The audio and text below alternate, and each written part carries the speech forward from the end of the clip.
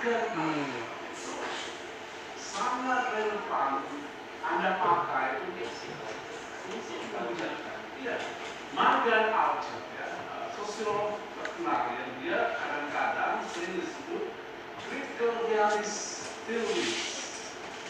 Tepat sekali dengan apa, terutama agensi jenis ketiga yang ada rujuk kepada siapa namanya perempuan yang satunya, Ricky, ya, Leonardo, itu relevan dengan apa yang dia gunakan.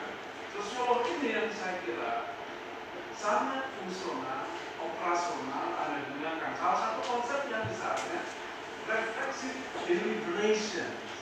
Itu nanti kalau Anda gunakan konsep ini, agensi di dalam judul itu memang akan benar-benar kelihatan. Variasi-variasi salah satunya itu akan sangat terbantu kalau Anda menggunakan kata value ini, karena tokoh ini sebenarnya dia jauh lebih operasional dibandingkan dengan Giddens. Apalagi Bourdieu sangat tinggi, sangat kompleks, sangat susah untuk dioperasionalisasikan. Beda dengan tokoh ini, dia sudah disebut middle range tokoh ini.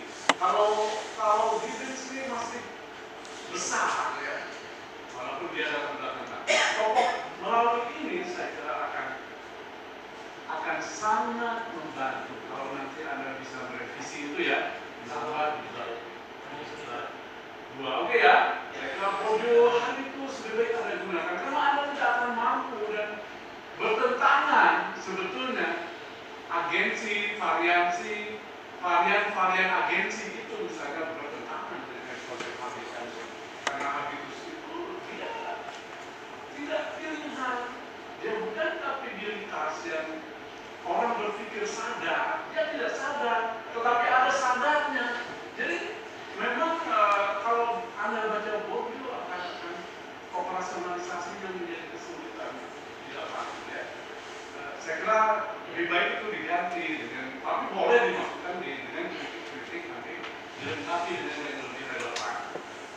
Oke ya. Nah itu satu yang paling penting. Kemudian Anda menyebut social practice, praktek sosial. Nah ini konsep lagi di dalam ilmu sosial yang Anda harus definisikan. Nah ini konsep penting, termasuk ketika bicara hubungan dualitas, struktur, agensi itu nanti apa yang dimaksud praktek sosial. Dan Anda mengatakan di sini kasus-kasus itu menjadi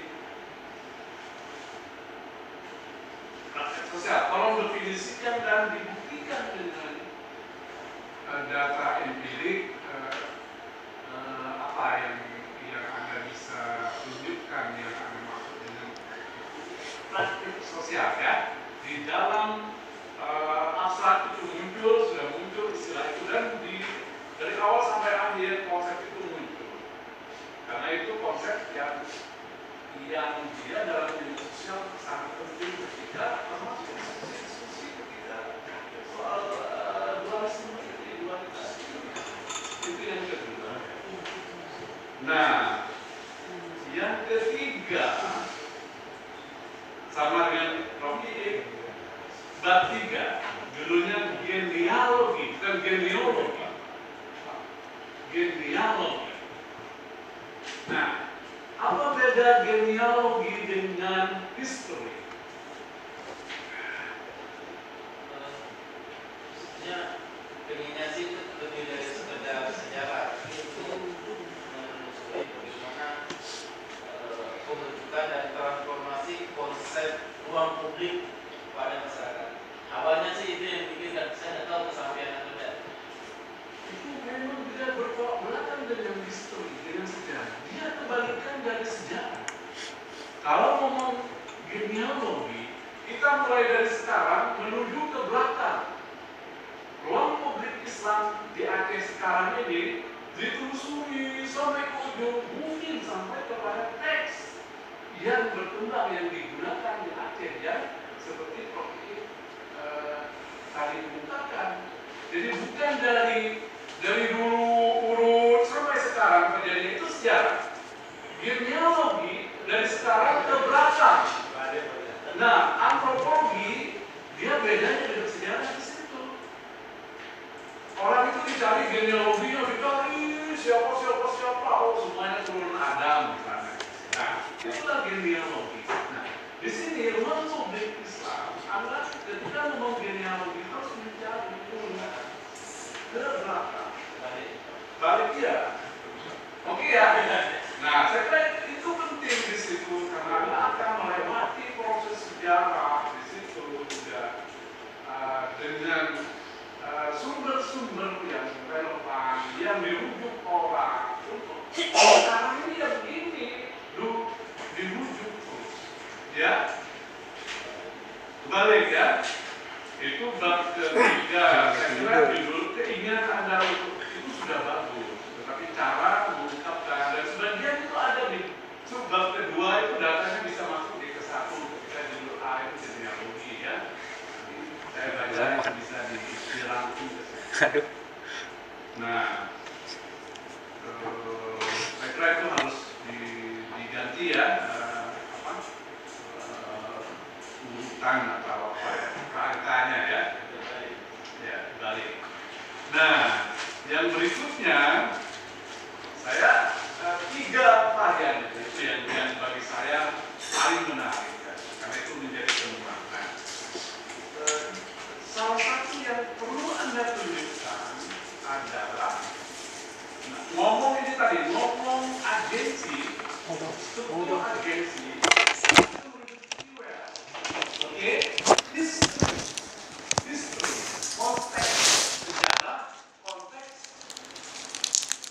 life history orang-orangan yang dia menjadi pola yang membentuk varian 1, konteks history bisa ya. Yang varian kedua, varian ketiga ada konteksnya. Sehingga itu yang melengkapi hubungan struktur agensi dengan si well itu sejarah. Bisa. Sehingga ini melahirkan varian ini dengan konteks tertentu. Kalau nggak mau menggunakan istilah faktor, kalau faktor mungkin terlalu rigid, tapi bisa faktor atau konteks yang melahirkan 3 varian. Bisa dijelaskan apa? Misalnya varian yang pertama apa? Ini yang masukkan saya data. Otonomi, coba. Otonomi apa yang melahirkan seseorang Kristen dia menjadi agensi otonomi? Saya dapat petunjuk untuk menjelaskan ini, membahasnya ini dalam konteks life story. Jadi saya ingin menjelaskan dalam konteks misalnya pada yang disebut itu inisial U, tapi saya sebut Yuni nama aslinya. Bagaimana itu penting bagi dirinya untuk berjuang tidak terjebak. Yuni itu hidup di bangsa dan merasakan bahwa orang Kristen itu tidak diakui secara kolektif, identitasnya secara personal. Bapaknya marah-marah ketika ada tetangganya yang belum berjilbab, dia akan menceraikan suaminya kalau berjilbab, tapi ternyata suaminya tidak berjilbab dan dia tidak berbuat apa-apa. Yuli juga begitu, mencari kesempatan kerja dan situasinya menuntut berjilbab, tapi dia merasa hari ini istilah yang dia pakai. Karena itu meskipun dia di awal-awal menjadi guru di Timur PNS berjilbab, begitu resmi 100% dia langsung buka jilbab. Saya sudah punya kekuatan ini ketika dapat dasar. Jadi konteks yang paling penting baginya adalah kita ini minoritas, tapi kita identitasnya harus direkognisi juga oleh kelompok di sini keberadaan kita dan jilbab, melepas jilbab pada diri